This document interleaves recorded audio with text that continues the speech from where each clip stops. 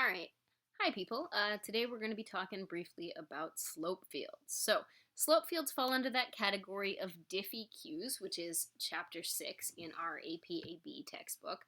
So, when we talk about diffie-qs, we already learned how to deal with separable diffie-qs, right? We learned that if we have a separable diffie-q, right? So, if we have a separable diff-EQ, that we can solve it. So, an example of a separable diffie-q might be something like dy dx equals x squared y. And we saw in class that we can separate it by dividing the y over, so dy over y, and multiplying the dx over, so we end up getting x squared times the dx. And that's separated because this is strictly y stuff, right? So this is y stuff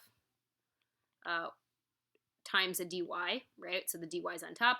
And on this side, we have strictly x stuff, right, times a dx, right? The dx is also on top, right? And so when I say y stuff times, the y can be on the bottom because the y stuff could be a 1 over y, but the dy is on the top, right? What we haven't talked about is non-separable differential equations. So when we have non-separable, there are ways to solve a number of non-separable diffie-qs, right? So non-separable diffie-qs are solvable at higher levels of math, but for our purposes right now, they're not. So as an example of a non-separable diffie-q, I'm going to pick the really simple x plus y. It's x stuff added to y stuff. I can't factor out a GCF. I can't do anything to change this from being x stuff plus y stuff. So it's non-separable. So we can't solve this right now, right? So we can't solve this currently, right? And you're not going to be able to in APAB, and you're not going to be able to in APBC. So since we're not able to solve a non-separable differential equation right now, we have to find ways to approximate solutions. So one way that we approximate solutions is by making what we call a slope field. So a slope field is kind of like a river, right?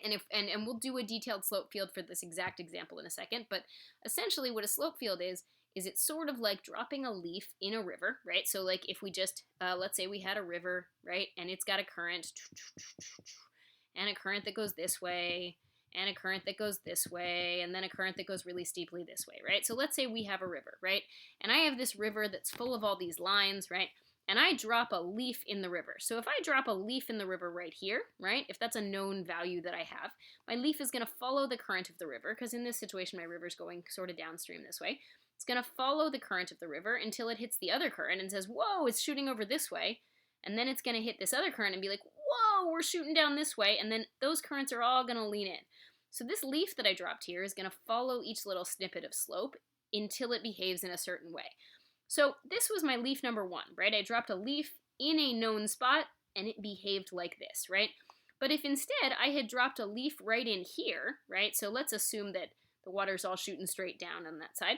Let's say if instead I had dropped a leaf right here, right? If I drop leaf number 2 right there, this slope is going to send it this way, and then it's going to hit this really fast current right along the edge, and it's going to do something completely different. So that's leaf number 2.